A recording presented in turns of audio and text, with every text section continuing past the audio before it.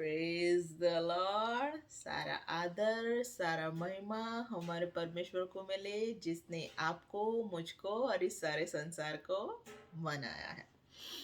तो आज का मेरा विषय है ठोकर। आज का मेरा विषय है ठोकर। तो बाइबल क्या कहती है, यीशु मसीह क्या कहते हैं ठोकरों के बारे में। तो यीशु मसीह ने कहा, जो कोई इन छोटों को ठोकर खिलाएगा उसे अपने गले में चक्की का पाट बांध के गहरे समुद्र में गिर जाना है। तो यीशु मसीह कहता है ठोकरें तो आनी ही है, ठोकरें तो आनी ही है, पर जिसके कारण ये ठोकरें आती है उसे अफसोस। जिसके कारण ये ठोकर आती है उसे अफसोस। तो हम देखते हैं कि ठोकर किससे आती है। तो यीशु मसीह कहता है सबसे ज़्यादा ठोकरें तो किससे आती है? खुद से ही आती है। सबसे ज़्यादा ठोकर खुद से ही आती है। जैसे वचन में लिखा है कि तुम्हारे घर के ही तुम्हारे विरुद्ध में होंगे, तुम्हारे घर के ही तुम्हारे विरुद्ध में होंगे। घर यानी कि हम, घर यानी कि हम। तो हमारे घर के ही हमारे विरुद्ध में होंगे। तो पाउल कहता है कि तुम्हारा शरीर और आत्मा एक दूसरे की क्या है? विरोधी है। शरीर आत्मा से लड़ता है और आत्मा शरीर से लड़ता है। तो हमारे खुद से ही क्या होती है? ठोकरें आती है, क्योंकि शरीर हमारा देह की वासना करता है। वो व्यभिचार, पक्षापक्षी, अदेखाई, छाकटाई, इन सब बातों में लगा रहता है। और आत्मा क्या करता है? इन सब बातों के विरुद्ध में लड़ता है। तो इसलिए यीशु मसीह कहता है कि जब तुम्हारा हाथ ठोकर खिलाए, जब खुद से ठोकर आए, तुम्हारा हाथ ठोकर खिलाए, तो उसे काट के फेंक दे कि तू जीवन में प्रवेश करे, परमेश्वर के राज्य में प्रवेश करे, कि उसके कारण तुम्हारा शरीर नरक अग्नि में ना डाला जाए, नरक में ना जाए। अगर तुम्हारा पैर ठोकर खिलाए तो उसे काट दे। तो लंगड़ा होके क्या कर? स्वर्ग में प्रवेश कर, जीवन में प्रवेश कर, परमेश्वर के राज्य में प्रवेश कर। अगर तेरी आंख ठोकर खिलाए तो उसे निकाल के फेंक दे। बिना आंख के तू काना होके क्या कर? स्वर्ग में प्रवेश कर, जीवन में प्रवेश कर, परमेश्वर के राज्य में प्रवेश कर। यह इसलिए कि ठोकर के कारण तू क्या ना हो जाए? नरक अग्नि में तेरा पूरा शरीर ना चला जाए। तो यीशु मसीह कहता है कि जो शरीर का नाश करते हैं उससे मत डरो, जो शरीर का नाश करते हैं उससे मत डरो, पर जो शरीर और आत्मा दोनों का नाश करते हैं उससे डरो। तो परमेश्वर से हमें क्या करना है? डरना है। तो यीशु मसीह कहता है कि ठोकरें आती है तो ठोकरें खुद से आती है।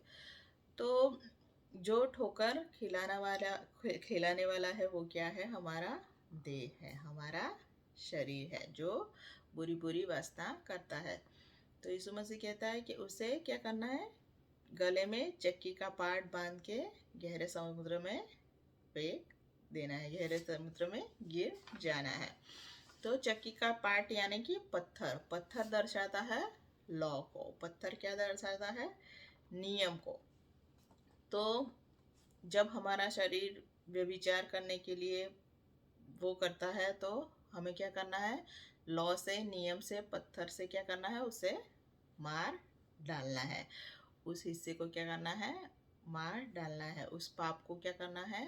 जो हमारे शरीर में वासना करता है उसे मार डालना है। जैसे कि पुराने नियम में होता था, व्यभिचारी स्त्री जब ये विचार करती थी तो उसे सबके सामने लाया जाता था और उसे दोषी ठहरा के उसको क्या करते थे, पत्थर से मार डालते थे। तो ये वैसा ही है। तो हमें क्या करना है, हमारे शरीर में जो जो पाप है, लोभ है, पक्षा पक्षी है, अदेखाय है, उन सब को लॉ से क्या करना है, मार डालना है। लॉ से क्या करना है, मार डालना है। इसीलिए यीशु मसीह ने कहा कि अपने गले में चक्की का पाट बांध के उसे क्या करना है, समुद्र में, गहरे समुद्र में गिर जाना है। तो इस तरह से हमें क्या करना है, आत्मा से देह के काम को क्या करना है, मार डालना है। नियम से देह के काम को मार डालना है। जैसे यीशु मसीह ने भी किया, उसने सारे पापों को अपने सिर लिया, हमारे सारे पापों को, और क्या किया, उसे क्रूस पे मार डाला। तो यीशु मसीह ने एक भी पाप न करके पाप को नाबूद किया, पाप पर क्या किया, मरण लाया, पाप को क्या किया, मार डाला। और नियम को पूरा नियम को पालन किया, पूरी तरह से नियम का पालन किया और नियम को क्या किया, स्थापित किया, नियम को स्थापित किया। तो गले में चक्की का पाट, यानी कि जैसे पुराने नियम में यहोशुआ को कहते हैं कि ये वचन तेरे मुख से जाने ना पाए, नियम शास्त्र तेरे मुख से जाने ना पाए, लेकिन तू उसे गले में बांध, तू उसे हाथ पे बांध, तू अपने सिर पे चिन्ह के रूप में उसे लगा। तो वैसे ही है कि नियम को क्या करना है, गले में बांध के जो देह हमारी वासना करती है उसे मार डालना है। तो जैसे यीशु मसीह ने कहा कि गेहूं का दाना वहीं जमीन में मरकर फिर फलवंत होता है। तो शरीर के कामों को मारकर फिर हम परमेश्वर के लिए फल ला सकते हैं। जैसे यीशु मसीह ने कहा, तुम मुझ में रहो और मैं तुम में रहूं, तुम मुझ में रहो और मेरे वचन तुम में रहे, और हम बहुत से फल लाए, जिससे कि परमेश्वर को, हमारे बाप को क्या मिले, महिमा मिले। तो यह चक्की का पाट बांध के समुद्र में गिरना एक बपतिस्मा के समान है। जैसे हम बपतिस्मा लेते हैं तो हम पापमय देह को दफन करते हैं, और हम जब उठते हैं तो नया जन्म लेते हैं और आत्मा से चलते हैं और देह के काम को छोड़ देते हैं, नए जीवन में प्रवेश करते हैं, परमेश्वर के राज्य में प्रवेश करते हैं। जैसे यीशु मसीह ने कहा कि नया जन्म के लिए बिना तुम परमेश्वर के राज्य को देख नहीं सकते। तो जब हम नियम से देह के बुरे कामों को मार डालते हैं तो हम परमेश्वर का राज्य देख सकते हैं, हम परमेश्वर को देख सकते हैं। तो यही शेयर करना था आपसे, यही बताना था कि परमेश्वर हमारा भला है, वो हमसे प्यार करता है, और पूरे नियम शास्त्र का सारांश एक ही शब्द में है, और वो है प्रेम, और परमेश्वर हमारा प्रेम है।